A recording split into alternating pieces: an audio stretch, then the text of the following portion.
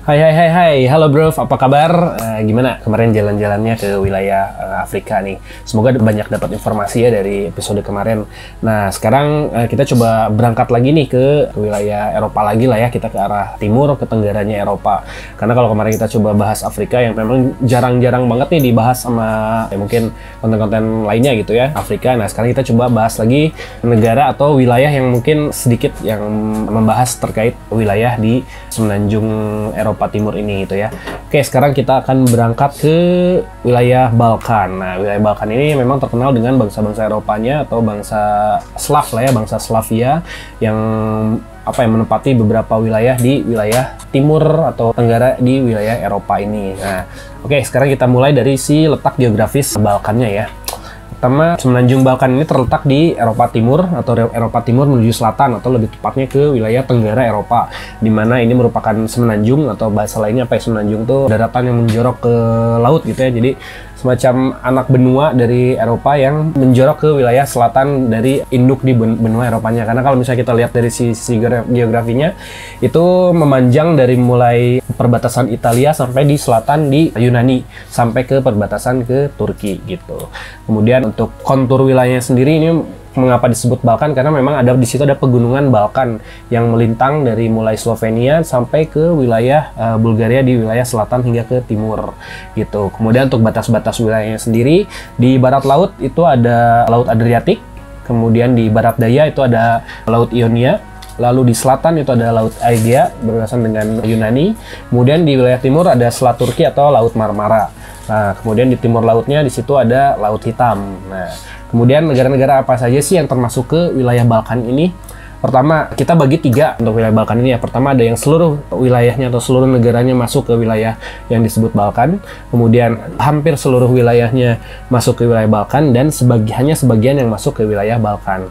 Nah, kalau untuk yang seluruh wilayahnya masuk ke wilayah Balkan itu pertama ada Albania, kemudian Bosnia Herzegovina, Bulgaria, Montenegro, dan Makedonia Utara. Lalu untuk yang hampir seluruhnya atau ya hanya sedikit yang masuk ke wilayah pegunungan Balkan, itu pertama ada Yunani dan Serbia. Nah, untuk sebagian yang masuk ke wilayah Balkan itu ada Slovenia, kemudian Kroasia, Romania, Turki sedikit, dan juga Italia. Kenapa Italia masuk di situ? Karena di situ ada di wilayah timurnya Italia itu ada nama daerah Trieste atau Triestina. Nah, dia itu sebelumnya merupakan wilayah dari Slovenia, hanya saja dia masuk ke wilayah Italia setelah jatuhnya Perang Dunia Kedua gitu. Kemudian untuk si luas wilayah dari Balkan sendiri itu kira-kira sekitar 470.000 km persegi, di mana terdiri dari 12 negara yang berdaulat sampai saat ini. Sama yang tadi saya utarakan sebelumnya. Lalu historikalnya sendiri ini merupakan bekas dari kerajaan Yugoslavia, kemudian Federasi Yugoslavia setelah kerajaan Yugoslavia ini runtuh, dan juga total populasi di wilayah Balkan ini sebesar sekitar 73 juta penduduk ya di semenanjung Balkan ini. Lalu untuk historical kerajaannya lagi, kita kembali lagi selain dari kerajaan Yugoslavia, di situ juga bekasnya dari kerajaan Austro-Hungaria, kemudian wilayah Ottoman juga di wilayah selatan dan wilayah timur.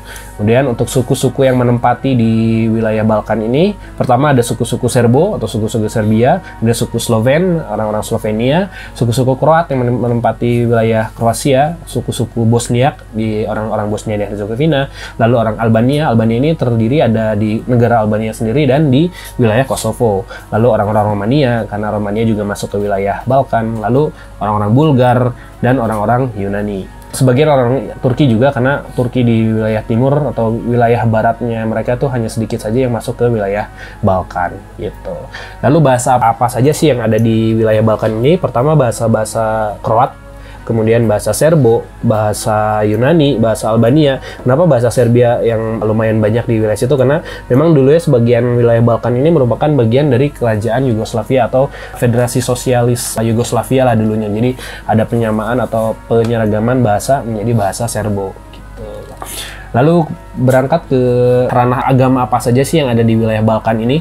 Pertama kita bagi juga menjadi 3 agama besar di situ. Pertama ada agama Kristen Ortodoks atau Eastern Rite Orthodox.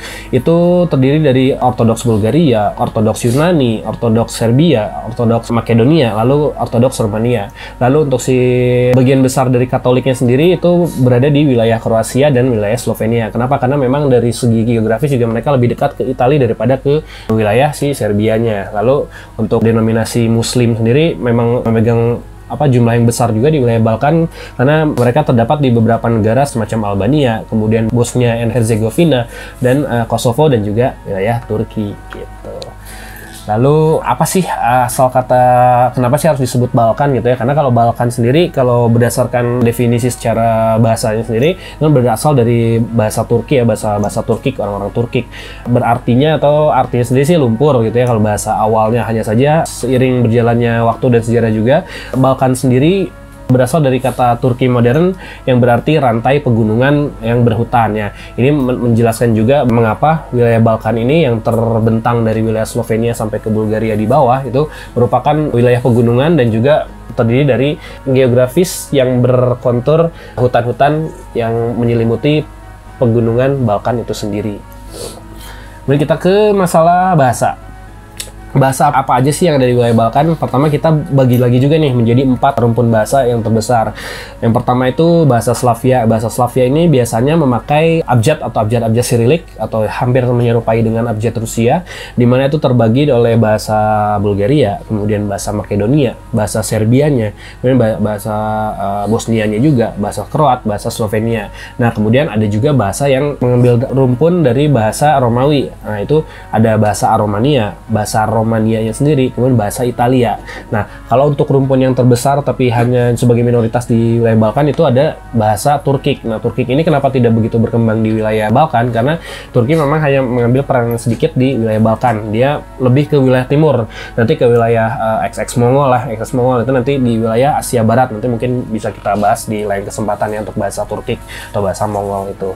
Lalu bahasa lainnya yang memang juga berkembang di wilayah Balkan itu ada bahasa Albania dan bahasa Yunani. Bahasa Albania sendiri memang dia berkembang sendiri menjadi bahasa yang independen atau bahasa mandiri lah ya, tidak terganggu dari bahasa Slavia lainnya atau gabung dengan bahasa Yunani. Itu dia punya rootsnya sendiri lah untuk bahasa Albania, karena sangat berbeda lah si struktur bahasa Slav sama bahasa Turki, bahasa Yunani dengan bahasa Albania itu sendiri.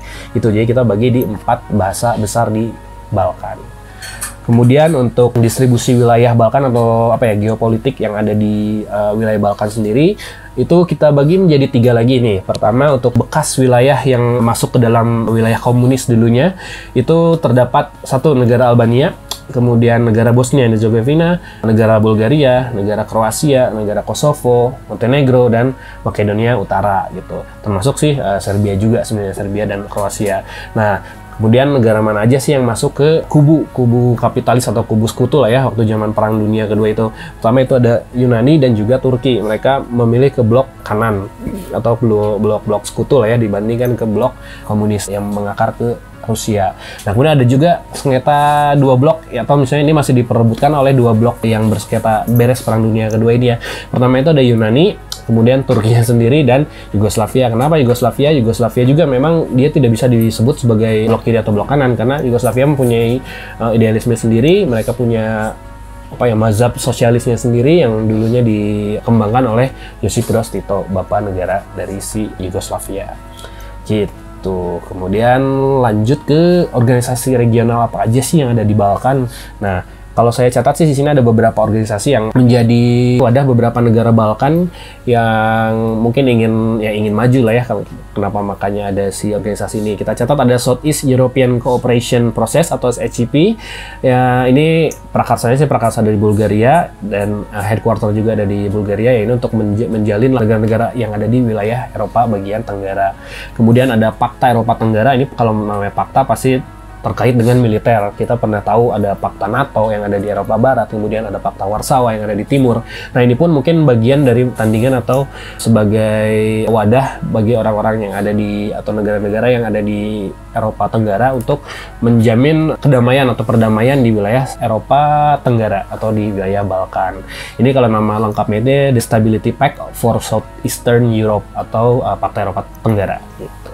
Kemudian ada lagi the Southeast European Cooperative Initiative. Kalau ini sih mungkin lebih ke wilayah bisnis ya. Ini sama halnya seperti Uni Eropa atau misalnya organisasi-organisasi yang mewadahi dari sisi trade atau enggak bisnis lah, cooperation and business di wilayah si Balkan atau di Eropa Tenggara.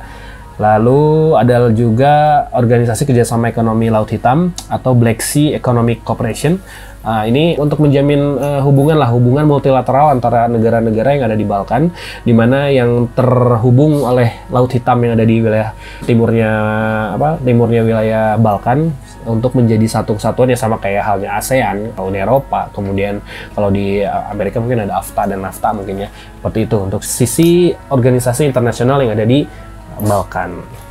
Lalu kita berangkat ke wilayah atau berangkat ke sisi olahraga ya. Nah, olahraga ini wadah olahraga yang menaungi negara-negara Balkan gitu ya. Nah, pertama sih ada nama satu games atau seperti halnya SEA Games di Asia Tenggara, kemudian Asian Games di wilayah Asia. Nah, kalau di si Balkan sendiri ini terkenal dengan namanya The Balkan Games atau kejuaraan atletik Balkan. Ini diinisiasi oleh Yunani. Untuk Yunani ini untuk semacam olimpiadenya lah, olimpiade mini untuk orang-orang Balkan biar bisa berprestasi di seluruh olahraga ya, tapi khususnya sih atletik gitu ya. Ini dimulai tahun 1929, itu ada di Yunani di awalnya, lalu yang terakhir itu di tahun 2022 itu diselenggarakan di Romania. Nah, untuk si negara-negara apa aja sih yang ikut di Balkan Games ini, itu kalau tercatat sampai 2022 kemarin itu ada 21 negara. Nah, ya sama halnya untuk di luar 12 negara yang saya sebutkan tadi itu ada beberapa yang baru bergabung itu di medio 2000-an.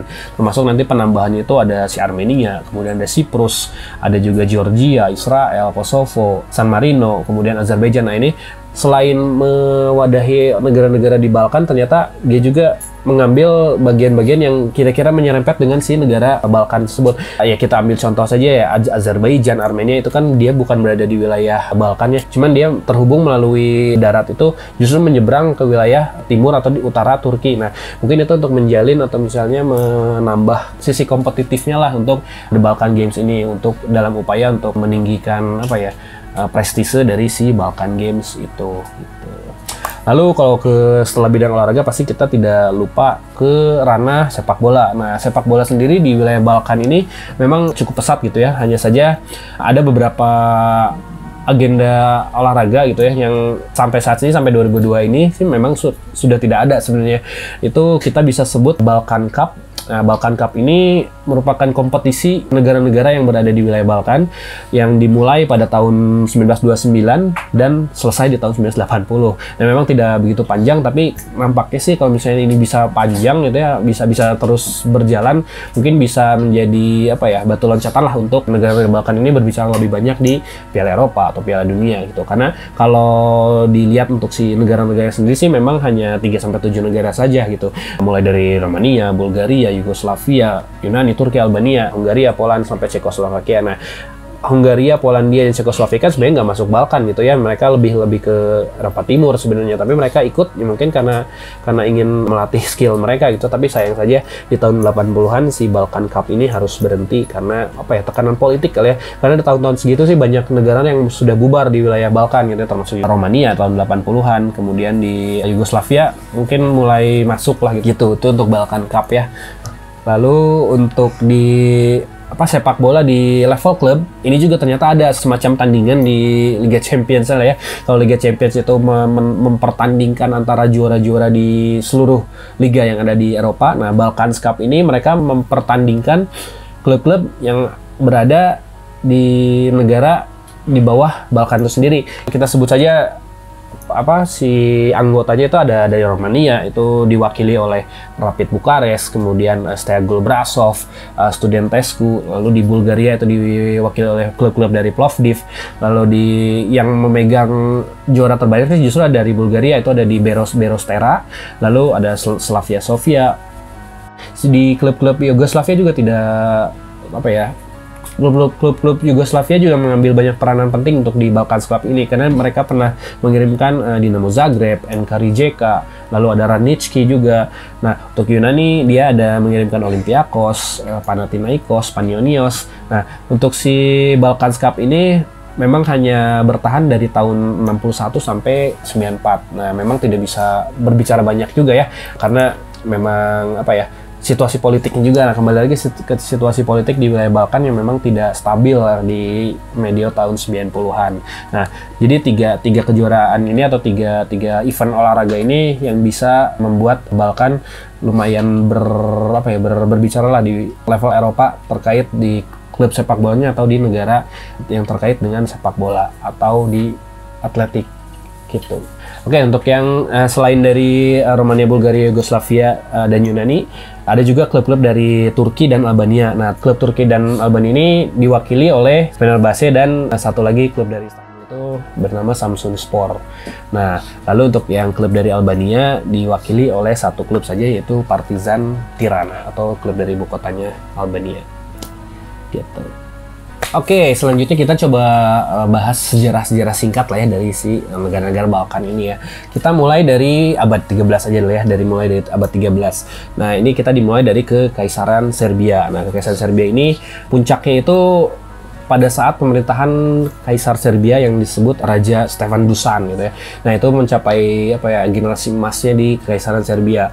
Ini masih disebut Serbia karena dia belum merambah ke beberapa negara di sekitarnya. Nah, Stefan Dusan ini disebut sebagai Dusan the Mighty. Kemudian dia menerbitkan semacam peraturan-peraturan yang mengatur warganya yang disebut dengan Dusan's Code. Nah, ini mungkin awal atau cikal bakalnya hukum-hukum yang nanti akan dipakai oleh warga di Serbia dan di sekitar. Itu disebut Dusan's Code. Nah, kemudian di Serbia ini juga semacam kekaisaran yang terdiri dari berbagai macam latar belakang kultur gitu ya. Karena kekaisaran sendiri terbentang dari si sungai Danube yang berada di utara Serbia, lalu memanjang sampai ke Teluk Korintian yang ada di wilayah selatan di wilayah Yunani. Nah, berdasarkan luasnya wilayah ini, maka Serbia juga dibilang sebagai salah satu kerajaan atau kekaisaran yang memegang peranan penting dalam si negara atau wilayah Balkan tersebut. Nah, untuk ibu kotanya sendiri ada di Skopje. Skopje ini ada di wilayah Makedonia. Nah, kalau dari Serbia ke Makedonia itu kan memang agak sedikit jauh gitu ya.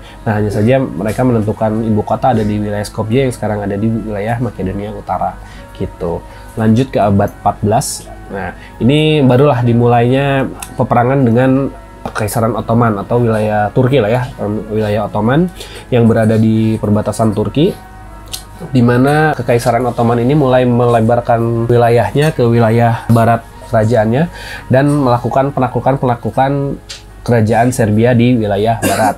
Nah, di mana Ottoman ini mengambil wilayah Kosovo yang merupakan bagian dari wilayah Serbia di tahun 1389, lalu wilayah Romawi Timur atau yang dulu disebut Bizantium itu mulai diambil oleh orang-orang Ottoman, dan puncaknya itu pada tahun 1453 jelas ya, 1453 itu di mana Konstantinopel yang merupakan ibu kota dari Bizantium atau Romawi Timur itu beralih atau diambil oleh Mehmed II atau Mehmed the Conqueror atau disebut Al-Fatih, Mehmed Al-Fatih gitu. Lalu setelah Konstantinopel jatuh, Mehmed II atau Mehmed the Conqueror itu melakukan perjanjian atau melakukan kesepakatan dengan Gennadios, itu uskup ortodoksnya dari Konstantinopel, bahwa gereja ortodoks itu boleh mempertahankan wilayah keagamaannya tapi harus mengakui kekuasaan dari Ottoman gitu. Jadi kekuasaan wilayahnya diambil oleh Ottoman dan dia boleh beroperasi lah ya untuk agama ortodoksnya di wilayah Konstantinopel. Jadi Ottoman itu menyatakan perang terhadap Venezia yang dimana wilayahnya itu ada di seberang wilayah Balkan, dan ini disebut dengan sebutan perang 30 tahun, di mana Venezia harus kehilangan banyak wilayahnya karena penyerangan Ottoman ini atau karena perang 30 tahun ini, dan mereka harus kehilangan Istria, Dalmatia, Albania, Veneta. Nah, ini yang tiga ini, Istria, Dalmatia, dan Albania, Veneta ini nanti akan menjadi cikal bakalnya negara Kroasia dan Albania gitu. Kemudian lanjut ke abad 17, ini lumayan agak gap century gitu ya, dari 14 ke 17, karena memang 14 ke 17 ini memang wilayah Ottoman memang sedang besar-besarnya di abad itu. Hanya saja mulai mengalami decline atau mulai penurunan itu di menjelang abad 19 sampai ke abad 20. Nah, kenapa Ottoman bisa berkuasa lebih lama atau misalnya apa ya, long lasting gitu ya si kekaisarannya? Karena pertama, tipikal dari si kekaisaran Ottoman sendiri, pertama memang religius karena terkenal dengan ya Islaminya. Kemudian selain itu juga mereka wilayah kekuasaannya sendiri terdiri dari multicultural, multi bahasa. Nah, karena kenapa? Karena memang wilayah Ottoman sendiri kan luasnya dari mulai utara Balkan sampai ke selatan berbatasan dengan si Turki sampai ke wilayah timur wilayah si Ottomannya. Nah, itu banyaknya suku-suku, banyaknya agama yang mereka taklukkan ya di bawah satu panji besar si Ottoman Sultanate gitu. Lalu diberlakukannya juga namanya millet system. Nah, millet system ini apa sih? Nah, sistem millet ini sistem diterapkan oleh Kesultanan Utsmani atau Ottoman untuk mengatur hukum yang berlaku untuk setiap komunitas agama. Nah, jadi setiap agama-agama yang ada di wilayah Ottoman ini mereka berhak untuk melakukan hukumnya sendiri gitu. Pertama, untuk umat Muslim mereka harus mengikuti ketentuan syariah. Lalu untuk orang-orang Kristen mereka harus menaati hukum gereja-gereja di wilayahnya. Lalu untuk umat Yahudi mereka harus mengikuti hukum halakha. Nah, itulah mungkin salah satu kesuksesan mengapa si Kekaisaran Ottoman bisa bertahan lama dari abad 13 sampai akhir nanti di abad 20 gitu. Kemudian karena struktur sosial di Balkan juga pada akhir abad 18 yang sangat kompleks karena banyaknya suku-suku, agama, dan etnis-etnis di wilayah tersebut, maka bukan tidak mungkin sih mereka juga melakukan banyak pemberontakan juga gitu ya. Karena banyak wilayah-wilayah ini yang tidak terjamah atau tidak terkontrol oleh orang-orang Utsmani yang jauh dari pusat-pusat administrasi dari si Kesultanan Ottoman lah ya gitu. Oke, lanjut ke 1912, ini ada perang Balkan. Terjadi 2 perang Balkan ya di wilayah Balkan, dan musuh utamanya dua-duanya adalah Kekaisaran Ottoman gitu. Nah, ini riak-riak pemberontakan ini sih memang terjadi antara si negara-negara Balkan yang memang muak ya dengan penindasan kekaisaran atau kesultanan Ottoman, di mana mereka juga salah satu penyebab hilangnya beberapa wilayah Utsmani atau Ottoman yang ada di wilayah Balkan, karena ya itu tadi saya bilang mereka tidak suka lah akan penindasan dari Kesultanan Ottoman. Lalu ini yang agak menarik sih, di tahun 1914 dimulai ya Perang Dunia Pertama ini. Ternyata salah satu penyebab utamanya itu ya percikan di Balkan karena memang tidak sukanya orang-orang Serbo atau orang-orang Serbia yang terhadap Kekaisaran Austro-Hungaria gitu ya, yang dulu juga memang sempat bersitegang dengan Ottoman. Nah, kalau kalian tahu gitu ya, apa sih penyebab Perang Dunia Pertama ini bisa hadir atau misalnya bisa lahir ke dunia ini? Ya karena pertama itu adanya satu peristiwa gitu ya, di mana si calon penerus kerajaan dari Austro-Hungaria ini disebut Franz Ferdinand gitu ya, yang rencananya akan dijadikan raja selanjutnya di Austro-Hungaria ini ternyata mati dibunuh oleh salah satu pejuang lah ya, pejuang dari Serbia. Nah, sebut saja itu namanya Gavrilo Princip. Nah, Gavrilo Princip ini merupakan seorang Bosnia yang kelahiran Serbia gitu ya, yang melakukan pembunuhan terhadap Franz Ferdinand di Sarajevo dulu, sehingga memantik negara-negara atau blok Austro-Hungaria ini menjadi tidak suka terhadap orang-orang di wilayah selatan, orang-orang Slavia Selatan gitu ya, karena Gavrilo Princip ini disimbolkan sebagai pemberontak yang berasal dari wilayah Balkan, dan orang-orang Austro-Hungaria ini melakukan invasi lah, ujung-ujungnya itu akan melakukan invasi atau menyatakan perang terhadap Serbia yang dulu merupakan bagian dari Ottoman. Nah, inilah kenapa Balkan memegang peranan penting pada saat Perang Dunia Pertama. Nah, saya coba bacakan ya. Perang Dunia I ini yang dipicu oleh percikan di Balkan ketika seorang Serbia Bosnia bernama Gavrilo Princip membunuh pewaris tahta Austria bernama Franz Ferdinand. Kemudian Gavrilo Princip ini merupakan masyarakat militer rahasia Serbia yang disebut dengan Sarnaruka, atau bahasa Serbianya itu tangan hitam, the black hand gitu. Nah, dia juga sempat begitu melakukan penembakan terhadap Franz Ferdinand dan kemudian ditangkap oleh tentara Austro-Hungaria. Dia lalu beberapa waktu kemudian langsung dieksekusi ya, dan ada satu kalimat yang sangat terkenal ya dari si Gavrilo Princip ini dia menyebut bahwa I am a Yugoslav nationalist aiming for the unification for all Yugoslavs and I don't care what form of state but it must be free from Austria. Nah, jelas kan di sini berarti dia ingin Yugoslavia ini terlepas lah, bebas, terbebas dari pengaruh dari Austria-Hungaria ataupun dari Ottoman sendiri. Nah, itu. Kemudian setelah pembunuhan Franz Ferdinand juga Austria-Hungaria mengirimkan ultimatum kepada Serbia di bulan Juli 1914, di mana dengan beberapa ketentuan yang sebagian besar juga dirancang untuk mencegah Serbia lari dari tanggung jawab ya, karena si Gavrilo Principe juga merupakan warga negara dari si Serbia juga gitu. Kemudian ketika ultimatum itu tidak dipenuhi oleh Serbia, maka Austria-Hungaria menyatakan perang terhadap Serbia pada 28 Juli 1914. Nah, itulah dimulainya Perang Dunia I yang dicekes atau yang percikan pertama kali oleh seorang nasionalis Bosnia Serbia bernama Gavrilo Principe gitu. Nah, setelah Perang Dunia ke-1 ini apa aja sih efeknya yang terjadi terhadap beberapa negara di wilayah Balkan ini? Pertama, perbatasan banyak negara bagian itu digambar ulang sepenuhnya, dan kerajaan Serbo atau kerajaan Serbia, Kroasia, Slovenia itu disebut menjadi Yugoslavia atau Slavia Selatan, karena Yugo itu artinya selatan, Slavia itu Slavia, jadi orang-orang Slavia Selatan itu disebut orang Yugoslavia gitu. Lalu Austria-Hungaria dan Ottoman secara resmi dibubarkan sejak Perang Dunia Pertama itu. Kemudian akibatnya keseimbangan kekuasaan, kemudian hubungan ekonomi, perpecahan etnis yang ada di wilayah Balkan itu benar-benar berubah ya.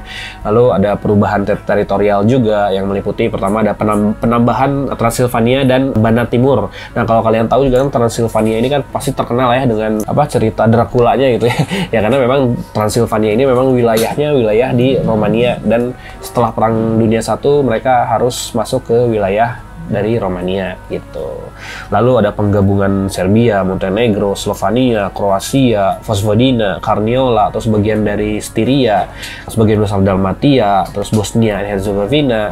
Nah, ini masuk semuanya ke dalam kerajaan Serbia, Kroasia dan Slovenia yang seperti saya tadi sudah sebutkan sebelumnya. Kemudian yang tadi saya berangkat ke awal di mana ada Istria, Zadar, Trieste. Nah, itu kembali menjadi bagian dari Italia. Nah, makanya kenapa sih Italia itu menjadi sedikit bagian wilayahnya di wilayah timur Italia itu menjadi bagian dari wilayah Balkan gitu. Lanjut ke Perang Dunia Kedua atau tahun 1939 sampai 1940-an lah ya. Nah, Perang Dunia II ini apa sih efeknya dari Balkan? Nah, di Balkan ini dimulai dari upaya Italia untuk menciptakan kerajaan Italia baru gitu, atau mengembangkanlah wilayah, karena kan era fasisme dari Benito Mussolini tahun segitu kan memang lagi gencar-gencarnya untuk memperluas wilayahnya lah ya, entah itu mau ke utara atau ke selatan, ke bagian Afrika yang disebut sebagai Somalia, atau misalnya di bawah ada Libya gitu ya. Nah, ke bagian timur ini berarti kita bicara masalah terkait yang tadi Trieste dan sebagainya gitu. Nah, itu sebab mengapa Italia ingin menginvasi ke daerah Balkan.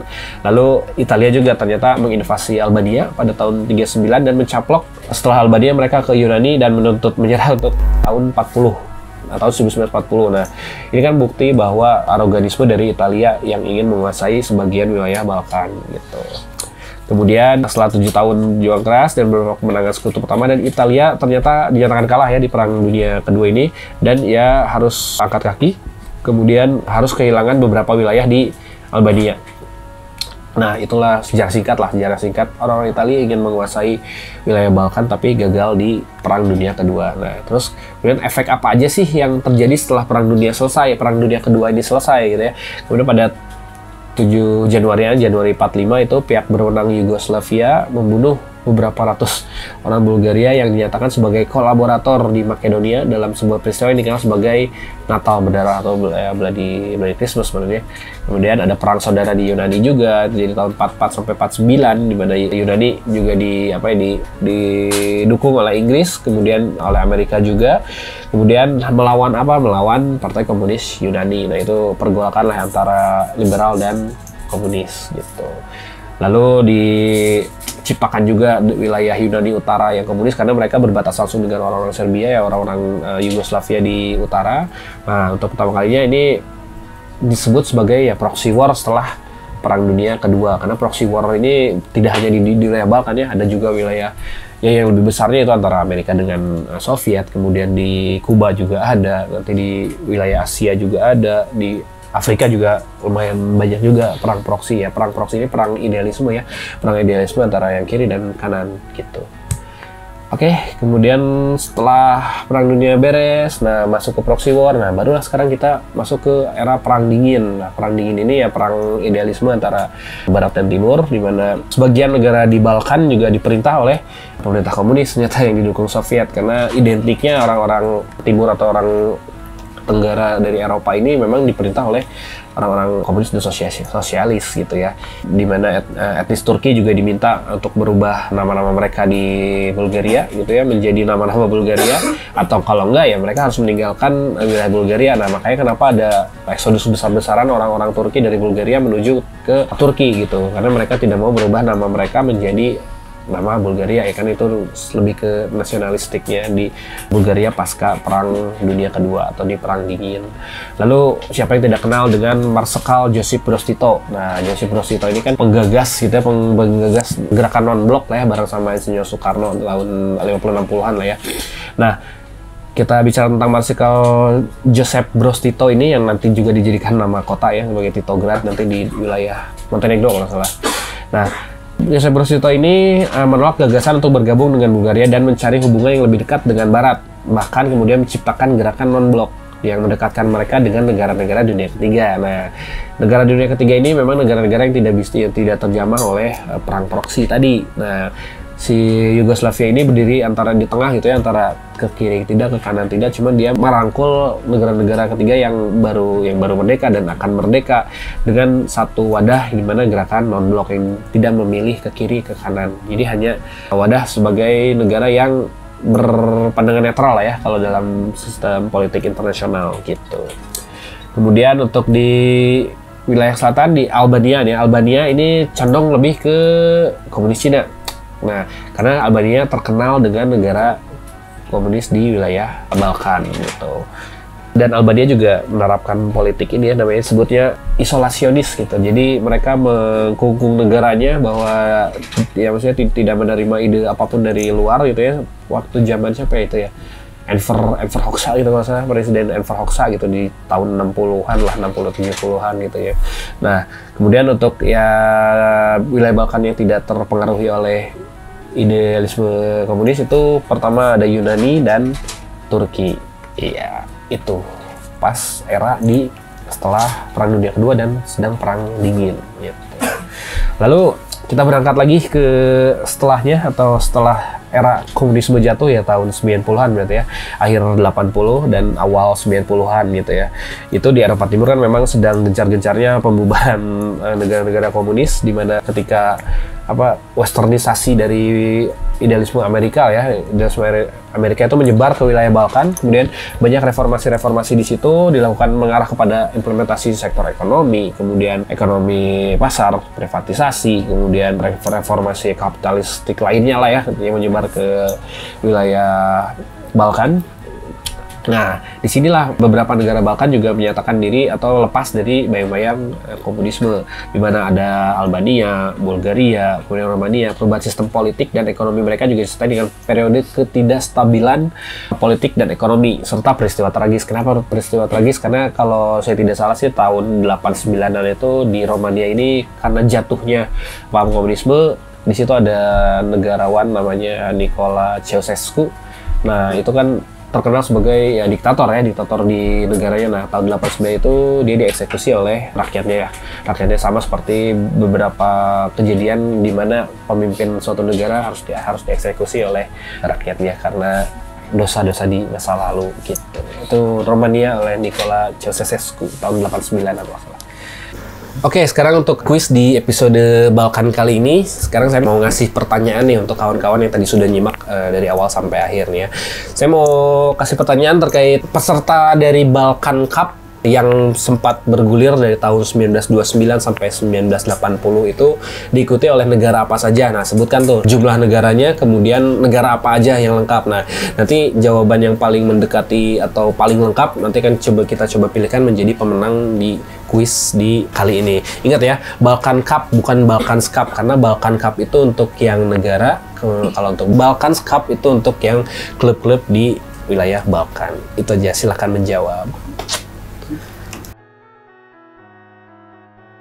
Semangat-semangat dari Iskandar Bey ini yang dibawa dari zaman dulu sampai nanti ke abad 19 ini menjadikan satu negara Albania itu melakukan national awakening untuk melepaskan diri dari Ottoman dan berhasil merdeka dari tangan Utsmani. Nah, itulah sosok dari Iskandar Bey. Yeah.